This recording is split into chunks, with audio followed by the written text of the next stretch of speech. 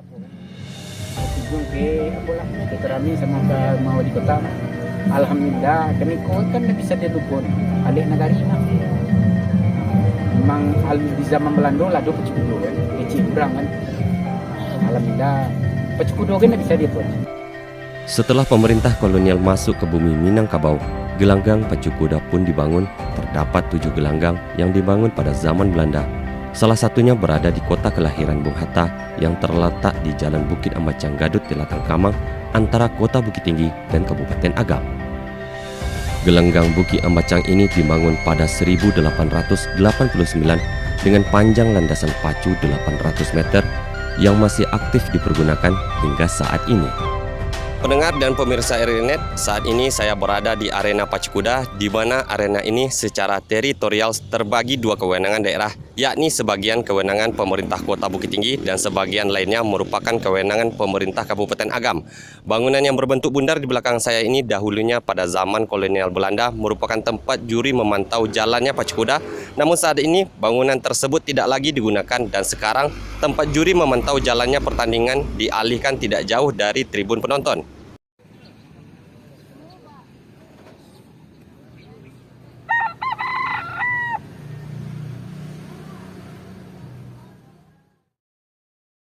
Setiap akhir pekan, kuda dan jokinya berlatih untuk persiapan menghadapi event olahraga pacu kuda karena lokasi gelanggang yang berada di jalur lintas Kota Bukit Tinggi dan Kabupaten Agam menjadikannya menarik dan hiburan masyarakat yang hobi olahraga berkuda atau hanya sekedar melepas penat seketika melihat keindahan panorama Gunung Singgalang dari kejauhan dan hamparan arena pacu kuda dengan beragam aktivitas hewan unik di pagi hari. Joki senior Trifan Eri di tengah kesibukan latihannya pagi itu menyampaikan pacu kuda merupakan alit nagari yang sudah ada sejak dahulu, tidak bisa dipisahkan dari kehidupan masyarakat. Pacu kuda merupakan alit anak nagari. Sebelum pacu kuda derby di zaman Belanda sudah ada. Event pacu kuda rata-rata dilaksanakan 6 kali dalam setahun di Provinsi Sumatera Barat, salah satunya Bukit Tinggi Wisata Derby. Kalau di Kota Bukit Tinggi itu kan bulan 3-nya kan ada wisata derby buat ulang tahun Kota Bukit Tinggi. Nah, tiap tahun selama menjabat Bapak Wali Kota Pak Ramlan wisata derby ada. Tapi sebelum ini sejak Covid wisata derby belum ada terwujud sampai tahun ini. Kalau di yang buat Sawalunto Derby ini itu akhir bulan 11 September tuh. Nah, buat persiapan Derby Sawalunto. Ya, kita persiapan dengan kesehatan kuda, latihan, perawatan. Itu yang paling utama, kesehatan kuda. Kalau latihannya dalam 1 minggu, hari Minggu yang tidak latihan istirahat. Tiap hari. Senin sampai Sabtu latihan. Hujan, panas, latihan. Yang ikut derby yang tahun sekarang ini 6 ekor kuda wisata nih dari Bukit Tinggi. Kalau buat kuda pacu ini kan yang paling banyak ya ke petani kan. Nah, peternaknya petani yang banyak. Yang kalau buat pacu, kalau petani nggak kuat. Dalam 1 bulan ada 8 juta biaya kuda pacu 1 bulan. Yang kebanyakan sponsor, pengusaha yang banyak, yang masih sampai sekarang masih banyak minyak. Kalau joki yang sini lebih kurang 20 orang lah, joki Sumatera Barat. Bukit Tinggi kan banyak pendatang. Yang banyak pendatang yang asli Bukit Tinggi cuman 5 orang atau 6 orang lah. Semacam saya dari Batu Sangkar kan. Kalau buat kuda derby, itu bukan buat kuda derby yang 8 juta tuh. Kalau derby paling maksimal 10 juta. Makanya yang pertama udah makan impor tuh kan. Susten, food, vitamin, belum obat-obat yang lain banyak lah. Udah masuk groom, joki, pokok 10 udah buat kuda semuanya tuh persiapan 1 bulan. Sekarang lapangan yang ada di Sumatera Barat cuman yang aktif 6 kali. Ya, 6 kali dalam 1 tahun. Ada yang ambil kalau semacam Bukit Tinggi tahun besok 2 kali 1 tahun. Akhir tahun besok ada pacuannya di sini. Bulan 3 juga ada pacuan di sini. Udah ada kalender tiap tahun ada pada masa-masa itu. Ya mudah-mudahan lah pacu kuda ini kan semua bahkan ini alih anak nagari ini kan. Cukup dinikmati masyarakat lah kalau buat pacuan kuda ini. Sekarang aja masyarakat Bukit Tinggi udah apa tuh? Kapan ada pacuan open di Bukit Tinggi ini kata orang-orang. Biar pedagang, biar penonton kan ramai tiap Sabtu apa ramai di sini. Memang udah 2 tahun kita nggak ada pacuan kan. Ya buat joki-joki kita yang masih yang apa namanya itu yang adik-adik saya lah, saya dapat mungkin ya buat untuk kedepannya pertahankan prestasi buat untuk joki Sumatera Barat untuk di lapangan nasional. Cuman selama lapangan pacuan kuda di nasional cuman 1 kali joki Sumatera Barat yang juara derby. Hal senada juga dijelaskan lebih lanjut oleh pelatih senior olahraga pacu kuda Agam, Tuan Amris. Yang saya tahu, saya mulai ke pacuan ini tahun 1956. Saya lahir tahun 53. Jadi saya ingat itu umur 3 tahun udah ke pacuan. Kemudian saya dapat cerita dari orang tua-tua, bapak saya, teman-teman bapak saya, kemudian orang-orang punya kuda tahun 60-an ya. Nah, saya tahu ini pacuan ini dimulai pada tahun 1889. Itu ada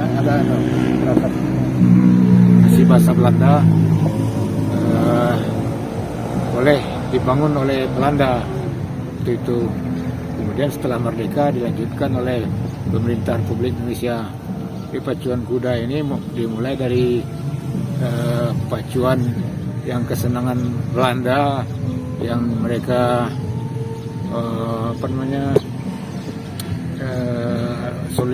sosialisasikan kepada pemerintah yang pribumi ya, itu yang dikenal dengan Demang, Lare, kemudian Angku Palo, dengan para petinggi-petinggi inilah Belanda itu melaksanakan pacu kuda. Waktu itu dikenal dengan Abtenar ya. Kemudian masyarakat itu sebagai penonton karena di sini kan masih masih tradisi, masih primitif. Jadi mereka melaksanakan pacu kuda tanpa pelana, walaupun di negara mereka itu pakai pelana. Kemudian setelah Belanda pergi, Indonesia merdeka, pacuan ini dilaksanakan oleh masyarakat Indonesia, masyarakat Sumatera Barat. Gitu. Selain dari di sini kan ada pacuan yang juga dibangun oleh Belanda, seperti di Batu Sangkar, Bukit Gombak. Kemudian dibangun di Padang, itu di Seberang Padang sebelumnya. Kemudian di Padang Panjang, terus di Payakumbuh, di Kubu Gadang. Di 5 itu pacuan yang dibangun oleh Belanda dengan seputaran 800 sesuai dengan tinggi kuda pada saat itu. Waktu itu kuda kan masih kecil, kuda asli, kuda lokal, kuda sandal gitu. Nah, maka sesuai lah putarannya 800 meter seputaran. Pada tahun 1950-an, Alik Nagari atau Pesta Rakyat Pacu Kuda ini merupakan rangkaian acara perhelatan setiap panen padi. Itu zaman-zaman tahun 50-an, 60-an itu Pesta Rakyat ini dilaksanakan sesudah panen. Karena dulu panen ini serentak, tidak seperti sekarang. Padi dulu umurnya 6 bulan. Jadi panen itu sekali setahun. Kalau sekarang padi kan umurnya 3 bulan, panen itu bisa 2 kali setahun. Dan tanam itu tidak serentak.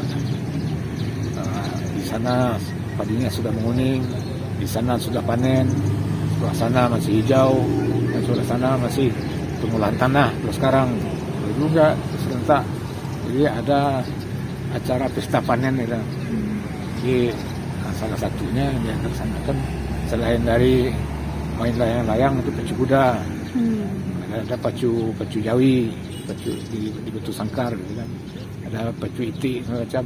Tapi yang besarnya pacu kuda. Sehingga ini merupakan program pemerintah daerah. Inyak Gus Rizal Datuk Salubuah Baat. Budayawan Inyak Gus Rizal Datuk Salubuah Basa juga menjelaskan keberadaan Bukit Ambacang dari dahulunya sudah merupakan lokasi perhelatan secara turun-temurun. Ya, secara umum kita ketahui Bukit Ambacang itu adalah salah satu bukit yang ada dari 27 bukit yang ada di kota Bukit Tinggi ya. Nah, pada zaman dahulu memang Bukit Ambacang lebih terfokus kepada tempat atau media untuk melakukan sebuah perhelatan masyarakat tradisional, yaitu pacuan kuda. Nah, sampai sekarang keberadaan Bukit Ambacang itu tidak bisa dihilangkan, bisa dipunahkan, karena itu menjadi turun-temurun. Bahkan sekarang harusnya pemerintah menjaga lagi keberadaan Bukit Ambacang itu menjadi tempat atau media perhelatan yang lebih representatif, seperti halnya yang ada di Australia. Itu memang kualitas daripada tempat itu harus kita kuatkan lagi. Saya ini rasa itu. Ya, sebetulnya perhelatan pacuan kuda itu kan sudah ada yang lebih modern ya. Tapi bagaimanapun modernnya sebuah perhelatan pacuan kuda, tentu nilai-nilai historisnya juga tidak bisa dilupakan. Nah, perlu adanya perbaikan di sana sini, itu betul.